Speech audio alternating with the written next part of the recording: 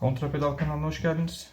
Bu kanalda bisiklet incelemeleri, tamir bakım videoları, genel bisiklet sürüşüyle alakalı, güvenli sürüşle alakalı bilgilendirme videoları ve ilerleyen zamanlarda da antika diyebileceğimiz veya eski diyebileceğimiz bisikletlerin restorasyon videolarını hazırlamayı planlıyorum. Bugünkü videonun konusu ise bisiklette yer alması gereken temel ekipmanlar aslında. Tabii birçoğu eksik, hepsi değil ama yeni bir bisiklet aldım ve bunun için gerekli birkaç ekipmanım vardı. Bunları Temu'dan tedarik ettim ilk etapta. Bu videoda hem onların paket açılışını, incelemesini yapacağız. Almak isteyenler için ufak bir rehber niteliğinde olmasını planlıyorum. Neden Temu'yu tercih ettiğimi çok kısa açıklayayım. Farklı tabii seçenekler de var. Daha önce AliExpress'ten de ben farklı şeyler aldım bisikletle alakalı. Şu an Temu aslında birkaç sebepten dolayı tercih ettim. İlki, bildiğiniz gibi bizim vergi kanunumuz yakın zamanda değişti. Temu buraya çok hızlı adapte oldu. Artık gümrük vergisini doğrudan sipariş aşamasında ödeyebiliyorsunuz ve herhangi bir ekstra gümrükleme ücreti çıkartmıyor. İkincisi, özellikle bu dönemde Aralık döneminde kampanyalar vesaire olabiliyor. Normalde almayı planladığınız bir ürünü çok daha uygun fiyata alabiliyorsunuz. İlk siparişime göre daha da gelişmiş diyebileceğim kargo süreci var. Son aldığım bu iki paket yaklaşık 6 iş günü içinde elime ulaştı herhangi bir sorun olmadan. Yani bu konuyu iyi idare ediyorlar gerçekten. Ve son olarak müşteri memnuniyeti. Şimdi birazdan bir üründe yaşadığım sorunu ve onların yaklaşımından da bahsedeceğim. Orada gerçekten müşteri memnuniyeti konusuna da önem veriyorlar. Şimdi yavaş yavaş incelemeye başlayabiliriz. Öncelikle aydınlatma ekipmanlarından başlamayı planlıyorum. Bence bisiklette fark edilebilir olmak çok önemli. Aynı zamanda fark edebiliyor olmak da önemli, özellikle gece sürüşlerinde. Dolayısıyla aydınlatma ekipmanları bisikletin güvenliği açısından, sürüş güvenliği açısından oldukça önemli. Ya burada çok iyi bir aydınlatma ekipmanı var diyemem ama şu an Temu'dan uygun fiyatlara alınabilecek 3 tane ürünü göstereceğim. Sırayla başlayalım. Öncelikle bu gidona takılan bisiklet farı. Şarj edilebilir bir far bu. Eski tip micro USB girişli. Ben bunu yeni almadım bu arada. Bir ay kadar kullandım. Tek bir şarjla ortalama 6-7 saat gayet kullanabiliyorsunuz. Aydınlatma performansı gayet iyi. Yani Türkiye'de muadili bir ürünün yarı fiyatına, belki 1/3 fiyatına alabiliyorsunuz şu an Temu'dan. Boyutunu anlayabilmeniz açısından şöyle bir kıyas yapabiliriz. Şöyle standart bir AA pille yaklaşık ondan biraz daha uzun. Dediğim gibi şarjlı bir ürün. Tek bir tuşla aktifleştirip modlar arasında geçiş yapabiliyorsunuz. Şöyle modlarına da bir bakalım. Bu ilk modu. Yanında da bir ufak göstergesi var fark edilmek için. Şu ikinci mod biraz daha kısık. Bu her iki LED'i de çalıştırdığı en aydınlık modu. Bu arada burada iki farklı LED var, iki farklı lens de var. Bunların odakları biraz daha farklı çalışıyor. Bunu bir gece sürüşü yaptığımda videonun ilerleyen kısmında koyabilirim. Gece nasıl bir performans gösterdiğini.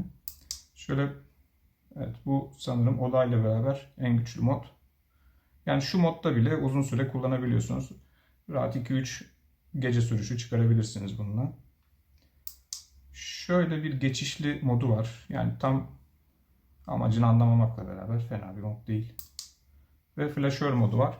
Bu da özellikle yoğun trafik bir ortamda kullanıyorsanız fark edilmek için fena bir yöntem değil. Ama biraz da rahatsız edici, özellikle karşıdan gelen için.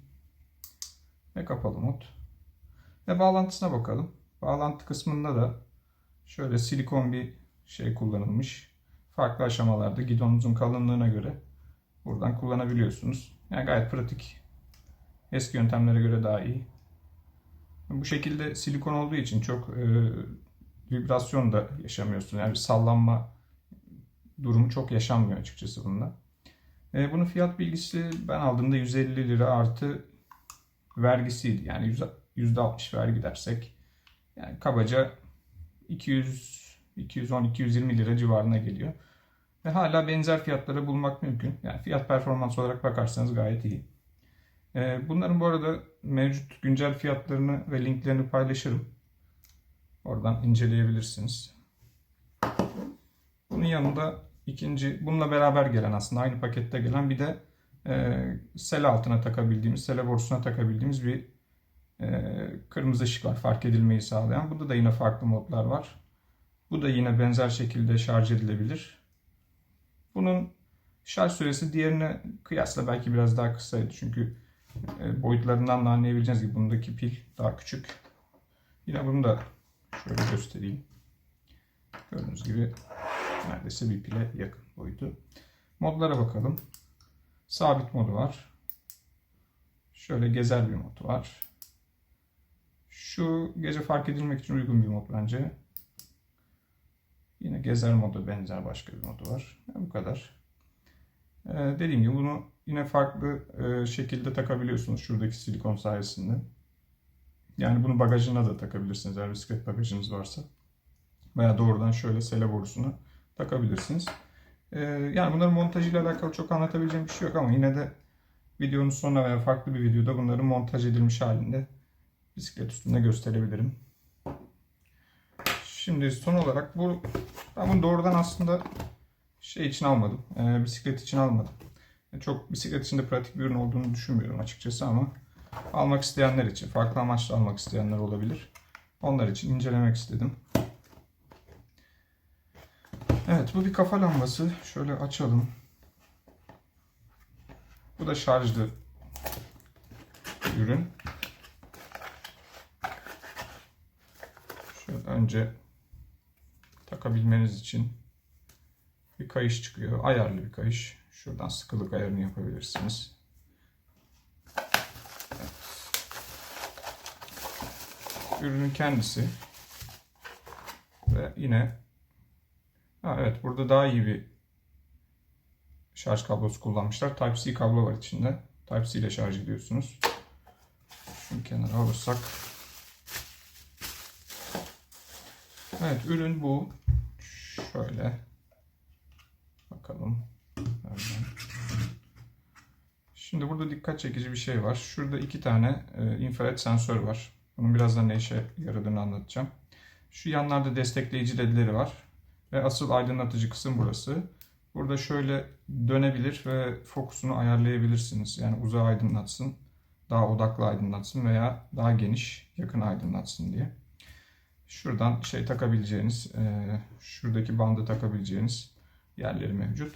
Şuradaki kaplama güzel, rahatsız etmeyecek ama bence boyutu biraz yüksek. Yani bu bisiklette gece sürüşü için yani işe yarayabilir. Daha karanlık, nispeten karanlık yerde geziyorsanız ikinci destek ışığı olarak kullanabilirsiniz. Şimdi şöyle modlarına bakarsak, şu standart modu. Bir daha bastım. Biraz daha kısık bir mod bu. Yine diğerindeki gibi yanıp sönen mod flaşör. Şimdi şurada daha az ışığa ihtiyaç duyduğunuz durumda. Bu balıkçıların da işine yarayabilir. Akşam iğne bağlamakta vesaire. Şunları kullanabilirsiniz. Bir diğer mod çakar modu. Yani ne amaçla kullanılır bilmiyorum. İhtiyaç olur mu?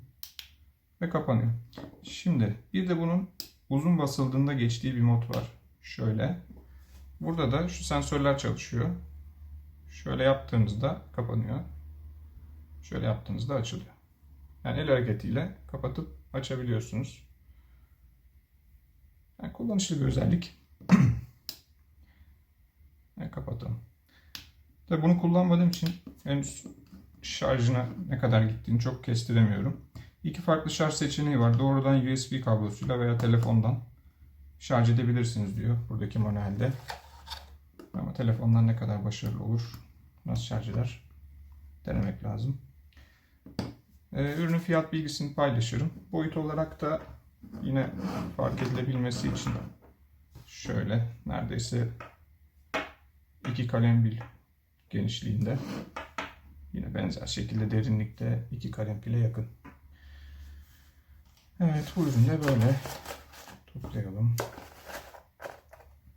Yani avantajını, dezavantajını konuşacak olursak bence biraz büyük. Ama fiyatına göre de iyi bir ürün. Evet, aydınlatma grubu böyle. Şimdi bisiklet bilgisayarı tarafına, yani aslında hız göstergesi tarafına geçeceğiz.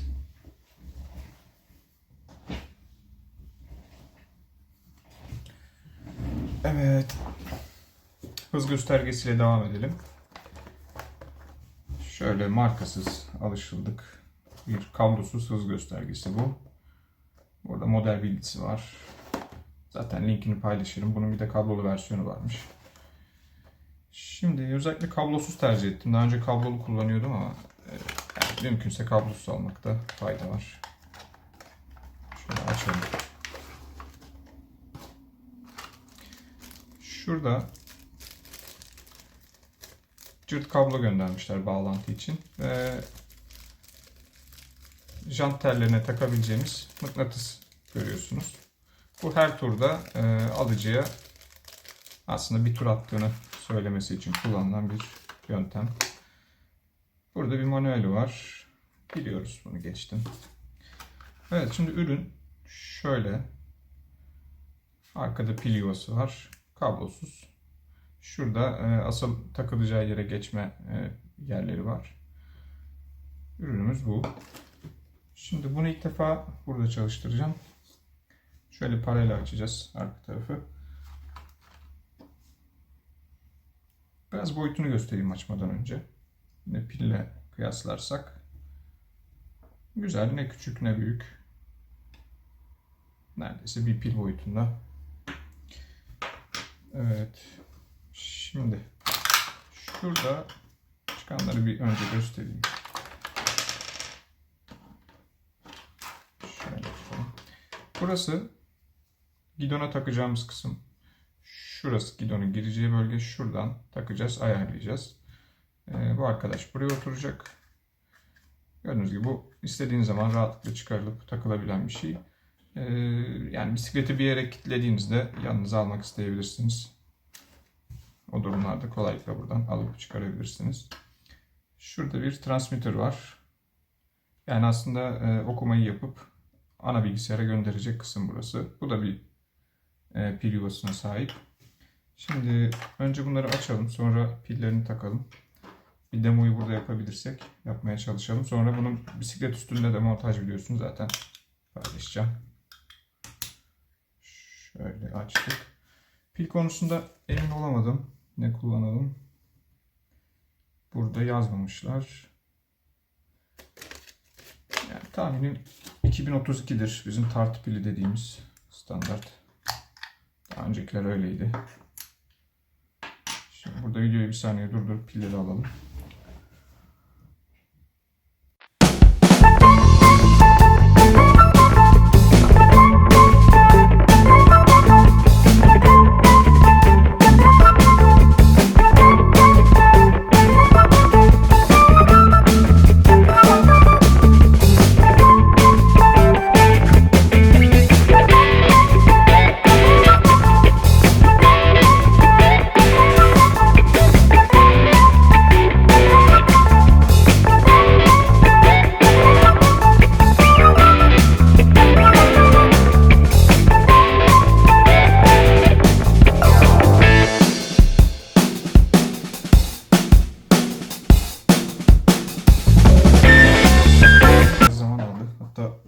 Biraz zor çalıştırdım da diyebilirim ama şu an stabil gibi.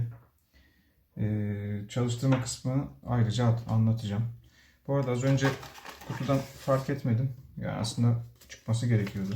Ben fark etmemişim. Şöyle bir manueli var. Yani detaylı anlatılmış. Biraz özelliklerinden bahsedeyim size bunun.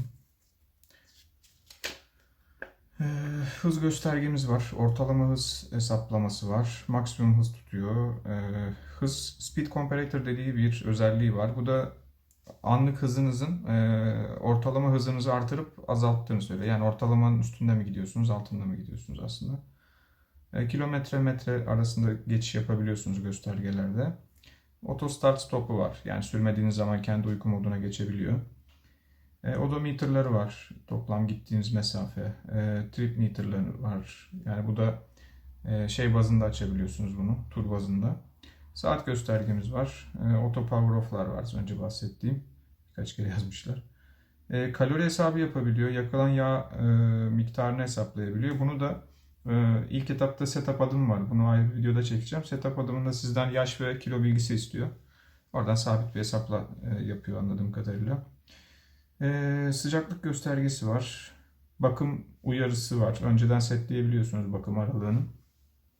Bu arada LED backlight var. Şöyle göstereyim. Akşam sürüşlerinde yeşil bir arka plan aydınlatması sağlayabiliyor. Son olarak estimated arrival time dediği, yani bir yere gitmek için ne kadar süreye ihtiyacınız var onu hesaplayabiliyor. Siz önceden gideceğiniz mesafeyi giriyorsunuz. O anki anlık hızınıza göre, aldığınız toplam mesafeye göre, geriye kalan mesafeye göre bir anlık hız hesabı yapıp, daha doğrusu kalan zaman hesabı yapıp size söyleyebiliyor.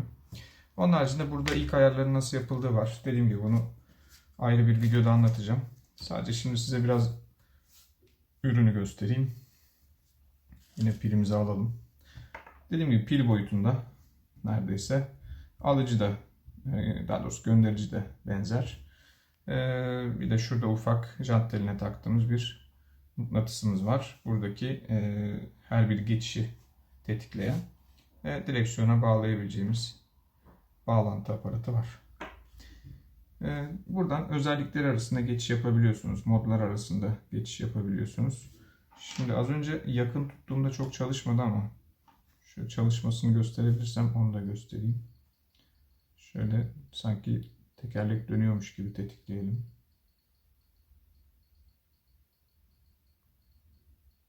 Evet, bu da yapmıyor. Burada sinyal bozuluyor mu acaba diye de düşünmeye başladım. Çok elektronik eşya var çevrede. Az önce farklı bir yerde deneyerek ancak çalıştırabildim. Ya bu muhtemelen bisiklet üstünde sorun olmayacak. Bunu dediğim gibi montaj videosunda ayrıca inceleriz.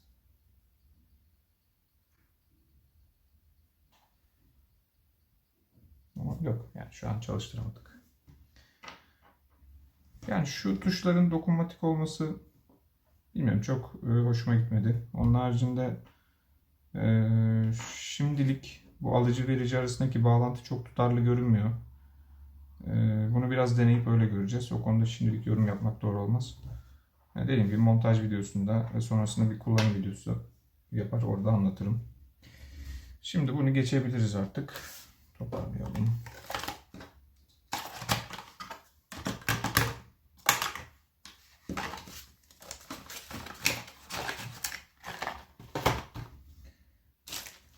Basit bir bisiklet silimiz var. Bizdeki bisiklet yolunda yürüme alışkanlığından dolayı ben de her bisikletin ihtiyacı şöyle bir zil. Yani çok basit bir şey ama iş görüyor. Boyutuna bakacak olursak şu şekilde. Rengini böyle seçmemin sebebi de bisikletin üstünde de bu renk birkaç detay vardı. Uyumlu olsun diye bunu seçtim. Bağlantıyı şuradan şurayı açarak yapabiliyoruz. Ama buralar plastik. Yani içinde herhangi bir kauçuk ya da silikon bir kaplama yok. Çok sıkarsak ne kadar dayanır emin değilim. Yani zaten çok pahalı bir şey de değil. Şöyle sesine bir bakalım.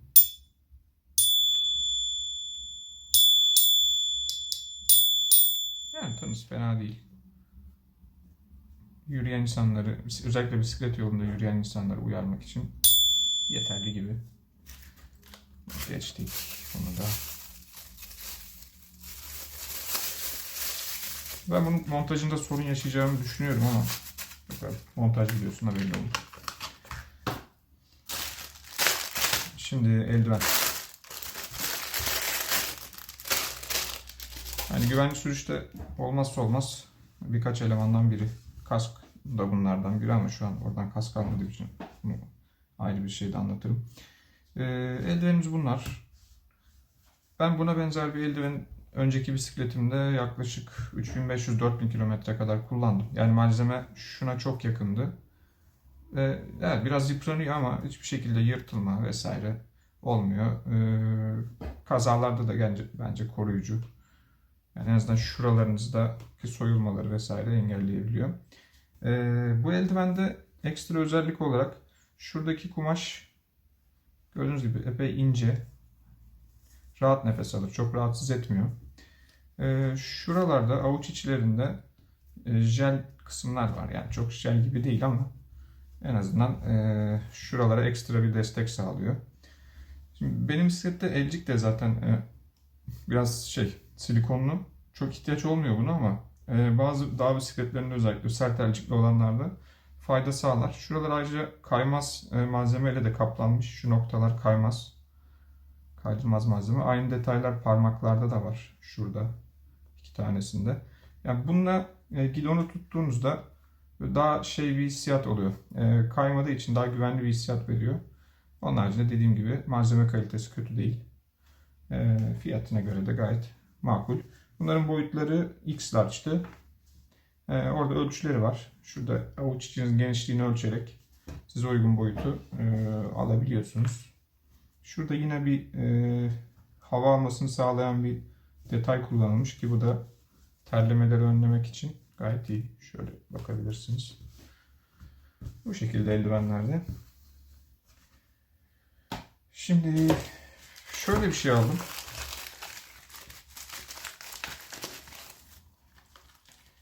Bu bildiğimiz 8-10 milim vanadium diye hatırlıyorum ama cırcırlı bir anahtar bu. Bu anahtarla şöyle bir sorun yaşadım sadece. Şimdi krom vanadium. Bu arada hissiyatı gayet iyi. Şuradaki içeride asıl somunu tutacak kısmı da gayet sağlam görünüyor. Çift yönlü kullanabiliyorsunuz döndürerek. Yalnız şöyle bir şey var. Yani günümüz bisikletlerinde buna çok ihtiyaç var mı? Yok. Çünkü artık bu tarz somunlar kullanılmıyor bisikletlerde. Daha eski nesil bisikletlerde bunu çok çok görürsünüz frenlerde, bagaj bağlantılarında, çamurluk bağlantılarında özellikle. 8-10'lar vardır. Bende de dediğim gibi 4-5 tane eski nesil diyebileceğimiz bisikletlerden var. Onların restorasyonunda böyle bir şeye ihtiyacım vardı.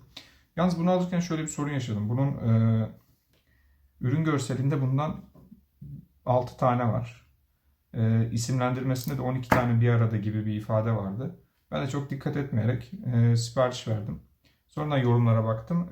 Bir tane geldiği söyleniyordu. Bununla ilgili çok sorun etmedim açıkçası. Yani fiyatına göre bence zaten bir tane de gelebilir. Çok dert değil. Uygun da fiyatıydı. Orada bayağı sağlam.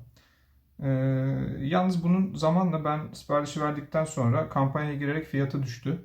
Temu'da fiyatı düşen ürünlerde iade talep edebiliyorsunuz. Ben de bunda düşen miktar kadar iade talep etmiştim. Hemen 1-2 saniye içerisinde iadesini gerçekleştiriyorlar. İade kredi olarak gerçekleşiyor. Sonraki alışverişlerinizde kullanabiliyorsunuz. Herhangi bir son kullanım süresi de yok. Sonra buna gelelim. Bu nedir? Bu bir bisiklet aynası aslında ama kaska takılan, düzeltiyorum, gözlüğe takılan bir tür.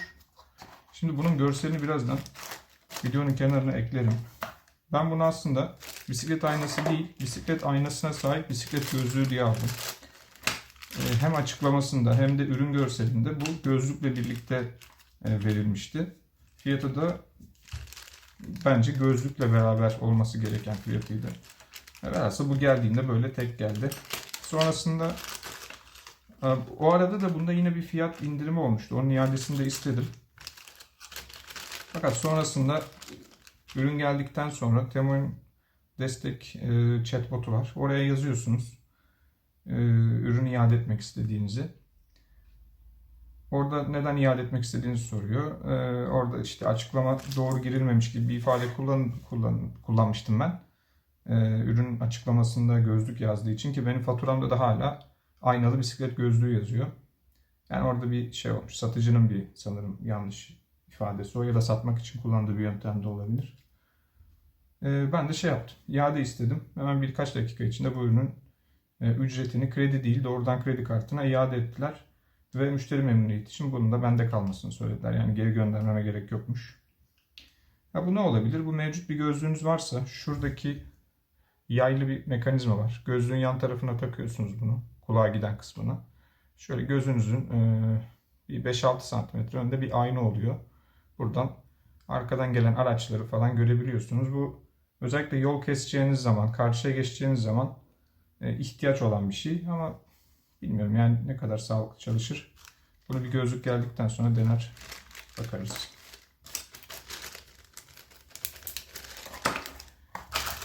Böyle. Ve son ürün. Ya bu doğrudan bisikletle ilişkili değil. Ama anlatayım. Almayı düşünen varsa işine yarar. Genelde uygun ücretleri oluyor bunların. Evde de ihtiyaç oluyor. Şöyle. Farklı uç tiplerinde kaç tane var? 6, 24 farklı ucu var. Şöyle bir tornavida. Yani bende bunun daha farklısı vardı. Plastik bir versiyonu vardı daha önce. Çok iş görüyor. Yani farklı uçları olması özellikle ki bazı uç tipleri var. Mesela şurada bir üçgen uç var. Geçen ilk defa bir oyuncakta denk geldim. Açamamıştım. Şimdi bunu kullanıp açabiliriz şöyle. Telefon tamiri yapıyorsanız ya da daha böyle küçük elektronik alet tamiri yapıyorsanız iş görebilir. Ama uç kalitesine bakarsanız yani çok zorlamaya gelecek mi emin değilim. Şöyle mıknatıs şeyi var, özelliği var içinde. Bu güzel. Şurada da bir döner başlığı var. Bu da kullananlar bilir. Şöyle sıkarken elinizin içinde dönebilmesi hızlı sıkmak için bir avantaj. Ama bu çok efektif çalışmıyor. Plastikten yapmışlar. Burası metal ama şurası plastik. Sık üstüne bastırdığınızda dönmüyor. Öyle bir garip. Yani çok efektif değil ama iş görür. Dediğim gibi evde ufak tefek işler için. Bisiklette de nadiren bu şekilde yıldız vida kullanılan, düz vida kullanılan yerler varsa daha çok eski bisikletlerde olur. Orada kullanabilirsiniz. Ama dediğim gibi çok ağır işe gelecek uçlara sahip bir kalitede değiller. Yani şu düz uç biraz zorlamada çok kolay yamulur. Ama zaten bu fiyata da çok bir şey beklememek lazım. Evet bu şekilde. Bir sonraki videoda bunların montajını ve çalışma prensiplerini anlatacağım. Şimdilik bu kadar.